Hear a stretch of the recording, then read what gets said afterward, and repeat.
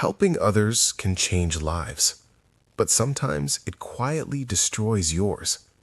No one warned Daniel about the hidden cost of being kind. From the outside, his life looked ordinary. A modest apartment, a stable job, a heart that said yes more often than it should. Daniel was the kind of man people trusted instantly, the one who listened, who stayed late, who helped without asking for anything in return. When a friend needed money, Daniel lent it. When a colleague needed help, Daniel stayed overtime. When family called at midnight, Daniel answered. At first, it felt right. Helping gave him purpose. It made him feel useful, even valuable. But slowly, something began to change. His savings shrank. His sleep disappeared. His own dreams were always postponed. Just one more favor, just one more sacrifice. And yet, no one noticed his exhaustion. No one asked how he was doing. One evening, sitting alone in the dim light of his kitchen, Daniel looked at his phone. Dozens of unread messages, all requests, all needs, all urgency. For the first time in his life, he felt something unfamiliar rising in his chest. Not anger, not sadness, but a deep, painful realization. What if helping everyone else is costing me my own life? That night marked the beginning of a journey Daniel never expected, a journey that would force him to confront a hard truth most people learn too late. Helping others is noble, but helping without limits can be devastating. And this was only the beginning. The next morning, Daniel woke up more tired than when he went to sleep. His alarm rang 3 times before he managed to sit up. His body felt heavy, but it wasn't physical exhaustion. It was something deeper. A quiet weight pressing on his chest, reminding him that today would look exactly like yesterday. Before he even brushed his teeth, his phone vibrated. A message from his cousin asking for money. An email from his boss requesting extra hours just this once. A voice note from a friend who really needed someone to talk to. Daniel stared at the screen. A strange thought crossed his mind. What if I don't answer? The idea scared him more than the exhaustion itself. He replied to all of them. On his way to work, Daniel noticed how rushed the world felt. People walked fast, talked fast, demanded fast, and somehow he had become the solution to everyone's problems, except his own. At the office, his coworker smiled. "You're a lifesaver," she said, handing her unfinished work. Daniel smiled back. He always did. But inside, something cracked. By lunchtime, he skipped his meal to finish someone else's task, again. He told himself it didn't matter. I can eat later. Just like his dreams, just like his rest. Always later. That evening, as he walked home under the fading light, Daniel realized something painful. Helping others had stopped being a choice. It had become an obligation. And the worst part? People no longer saw his kindness.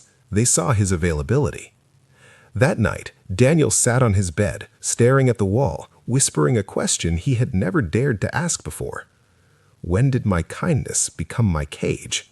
He didn't know it yet, but this question was the first step toward change. It happened on a day that looked completely ordinary. Daniel was already late for work when his phone rang again. This time, it was a close friend, someone he had helped countless times before. "I really need you today," the voice said. "You're the only one I can count on." Daniel closed his eyes. For years, those words had felt like a compliment. Today, they felt like a sentence. He looked at his reflection in the mirror. The tired eyes, the forced smile. The man who existed only to fix other people's lives while his own stood still. Something inside him snapped. Not loudly, not dramatically, but firmly. "I can't today," Daniel said quietly. Silence. Then came the disappointment, the confusion, the subtle guilt wrapped in kind words. "Oh, okay. I thought you'd understand." The call ended. Daniel stood there, heart pounding, hands shaking. He had finally done it. He had said no. Instead of relief, guilt flooded his chest. He felt selfish, cruel, ungrateful. Every voice in his head accused him at once. Good people don't say no. You're letting them down. You've changed. But something unexpected happened too. The world didn't collapse. No one died. The sky didn't fall. For the first time in years, Daniel arrived at work on time. He ate lunch without rushing. He finished his own tasks and left before sunset. That evening, walking home with the cool air brushing his face, he felt something unfamiliar yet beautiful. Space. Space to breathe. Space to think. Space to feel his own life again. Still, doubt lingered. Was protecting himself a betrayal of others or the beginning of self-respect? Daniel didn't have the answer yet, but deep down he knew one thing. That single word, no, had just changed everything. And there was no turning back. Daniel expected peace after saying no. What he didn't expect was resistance. The change didn't go unnoticed. At work, the atmosphere shifted. A colleague who once praised his dedication now avoided eye contact. Another joked, "Wow, you've become busy these days," with a smile that didn't quite hide the accusation. Busy. The word echoed in Daniel's mind. Busy meant unavailable. Busy meant no longer useful, and that made people uncomfortable. Messages started coming in, shorter, colder. Some requests were followed by silence when he refused. Others came with pressure disguised as kindness. "I wouldn't ask if it wasn't important. You're the only one who can help. I've always been there for you." Each sentence felt like a hook pulling at his conscience. At night, Daniel lay awake questioning himself. Am I becoming selfish? Am I losing people? Is this the price of choosing myself? One evening, he met an old friend for coffee. Someone he hadn't helped, fixed, or saved. Just someone who knew him. "You seem different," the friend said gently. Daniel hesitated, then replied, "I'm tired of being everyone's solution." The friend nodded. "Then maybe it's time you stop being." That sentence hit him harder than any accusation. For the first time, Daniel understood something crucial. When you set boundaries, people who benefited from your lack of them will resist.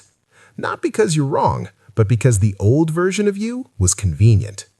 And as painful as it was, Daniel realized this truth. Losing approval is sometimes the cost of gaining your life back. The question was no longer if he could handle the backlash, but whether he was strong enough to keep going. The hardest battles Daniel faced weren't with others. They were with himself. Every time he refused a request, an invisible voice whispered inside him, "You're not enough anymore." Helping had become his identity. Without it, who was he? One evening, Daniel opened an old notebook he hadn't touched in years. Inside were dreams he once wrote with excitement. Learning a new skill, starting a small business, traveling, living with intention. He smiled sadly. These weren't impossible dreams. They were simply postponed, indefinitely, because being strong for everyone else had required him to be invisible to himself. Daniel realized something painful but freeing. He had mistaken self-sacrifice for virtue. He had confused exhaustion with purpose. That night, he didn't answer messages. He didn't explain. He didn't apologize. Instead, he sat in silence, listening to his own thoughts, something he hadn't done in a long time. And in that silence, a truth emerged. You cannot pour from an empty cup, but no one tells you what happens when your cup stays empty for too long. You lose joy. You lose clarity. You lose yourself. Daniel wasn't heartless. He wasn't abandoning kindness. He was learning that strength doesn't always mean enduring more pain. It sometimes means refusing it. For the first time, he wrote a new sentence in his notebook. "My life matters too."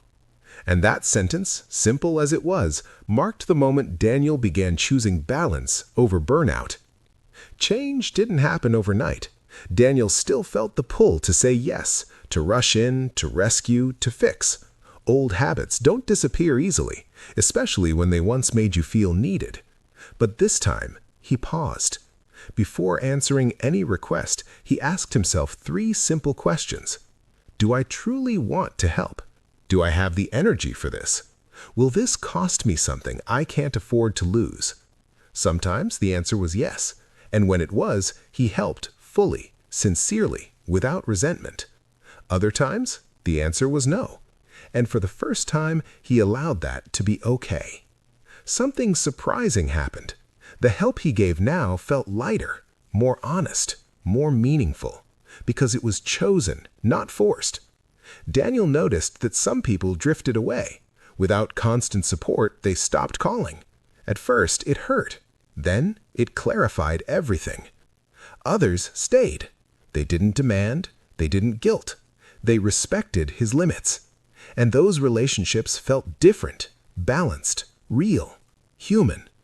One afternoon, as Daniel walked through a park, he watched a father teaching his child to ride a bicycle. The father ran alongside at first, steadying the seat.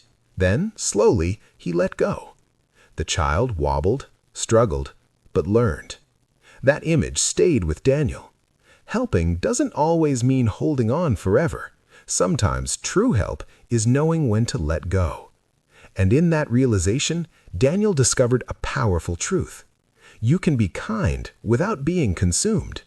For the first time, helping others no longer felt like a sacrifice of self, but an extension of a life he was finally learning to live. A few weeks later, Daniel received a message that would have once triggered immediate panic. "I'm struggling. Can you help me?" He read it slowly. Then he paused. No rush, no guilt, no automatic yes. Instead, he asked himself the questions he had learned to respect. He had the energy. He wanted to help, and it wouldn't cost him his peace. So he replied, "Yes, I can help. This evening." Something felt different. There was no resentment, no feeling of being trapped, just a calm willingness. That evening, Daniel listened, not as a savior, but as a human being. He didn't fix everything. He didn't take responsibility for someone else's life. He simply showed up. And for the first time, he understood the difference. Old Daniel helped because he felt he owed it. New Daniel helped because he chose it. That difference changed everything. Helping no longer drained him. It didn't erase him. It didn't require self-betrayal.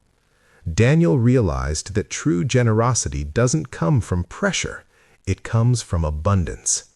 When you help from a place of wholeness, your kindness doesn't break you. It strengthens you. And in that moment, Daniel smiled, not because he was needed, but because he was free. The real test came unexpectedly. Daniel declined a request, politely, calmly, without excuses. This time, he didn't explain. He didn't justify. He didn't soften the truth. "I can't do that," he said, and he stopped there. The silence on the other end felt heavy. In the past, Daniel would have rushed to fill it, with reasons, apologies, promises for later. But now, he stayed quiet. And in that quiet, something powerful happened. He realized he didn't owe anyone access to his time, his energy, or his life. The reaction came quickly. "So you don't care anymore? You've changed. I guess I know where I stand now." Those words used to crush him. This time, they didn't, because Daniel finally understood a hard truth. People who benefit from your overgiving will feel threatened when you stop. Not because you're wrong, but because the rules have changed. That night, Daniel felt an unfamiliar sense of calm. No guilt, no second guessing, just clarity.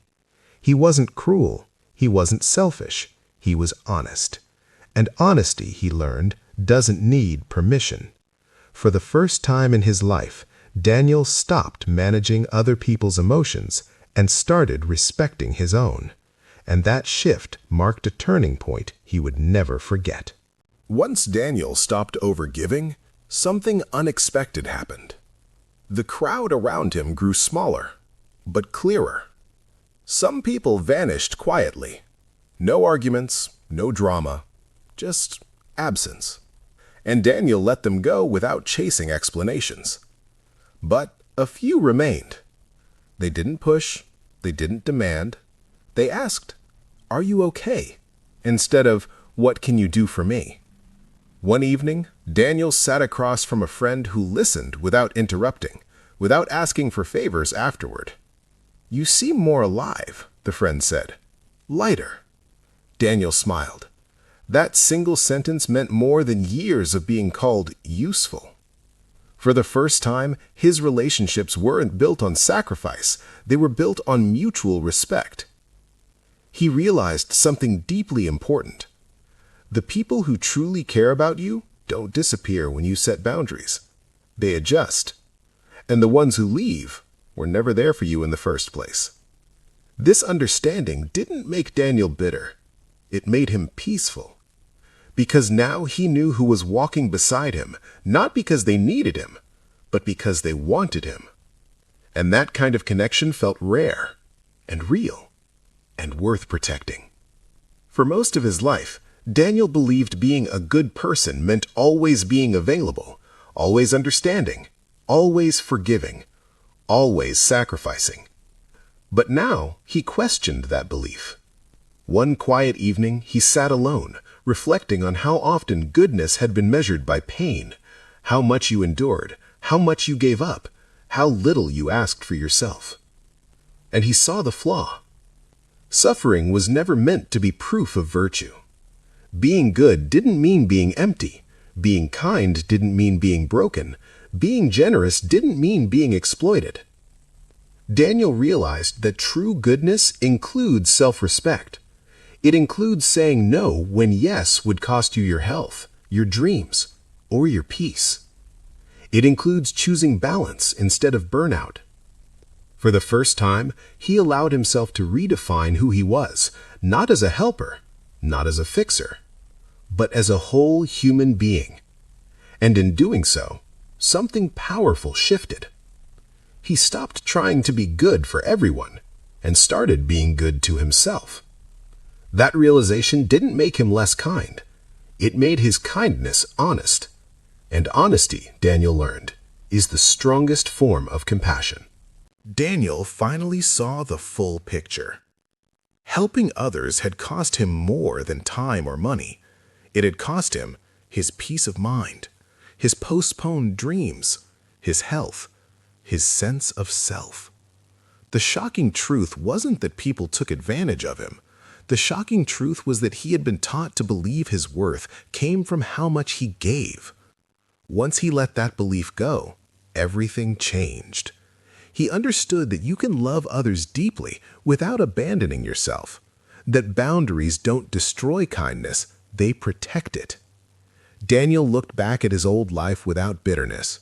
That version of him did the best he could with what he knew, but now he knew better, and knowing better meant choosing better.